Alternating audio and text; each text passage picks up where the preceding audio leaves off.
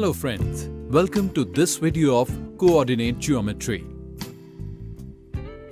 Let us start this session with a story. In a field many plants were planted, of which there was only one plant which had white roses on it. Rahul's mother asked him to get the same plant with white flowers. She added that it is kept in the northeast direction of the garden.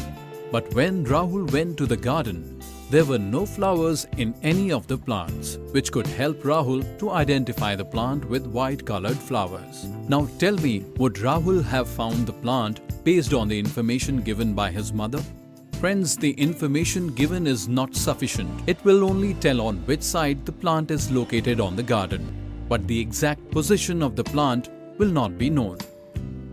If he would have gotten the information that the plant is in the second row, 7th position from the left, then how easy it would have been for Rahul to find the plant. Friends, we can explain this situation this way, that to know the position of a point in a plane, we need to have two pieces of information, or say two directions. This simple idea is being used extensively in mathematics, which is identified by the name of coordinate geometry. The origin of coordinate geometry was done by the great French mathematician René Descartes. That is why it is also called the Cartesian system. In this session, we'll discuss about the Cartesian system in detail. As we have seen, two directions are required to understand the position of a point in a plane. In the Cartesian system, two number lines are perpendicular to each other. The horizontal line is called x-axis and it is named as xx dash. Similarly, the vertical line is called y-axis and it is known as yy dash. X-coordinate is also called abscissa and the y-coordinate is also called ordinate. The two axes intersect each other at the point 0, which is called the origin. The x-axis to the right of 0 is called the positive x-axis, and the x-axis to the left of 0 is called negative x-axis.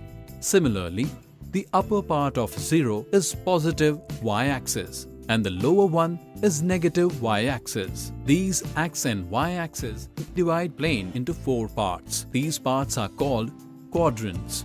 These are named in the anti-clockwise direction as follows. The first part is called first quadrant. Second part is second quadrant. Third part is third quadrant. And fourth part is called fourth quadrant.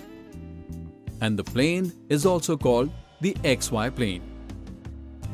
The point in these planes are represented in this manner, which is called the coordinate point.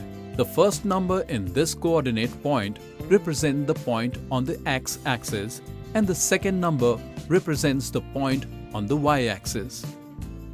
In the first quadrant, there are positive x and y-axis.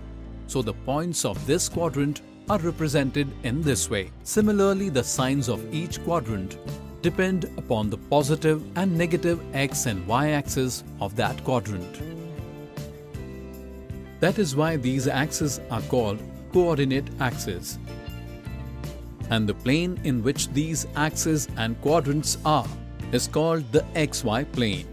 Let's look at an example in which quadrant is the coordinate point -2 and 3 located in the xy plane. Can you tell which quadrant it is? By looking at the signs of these points, minus and plus. This point represents the second quadrant. Friends, that's all in today's session. Today we studied the Cartesian system. See you in the next video. Thank you.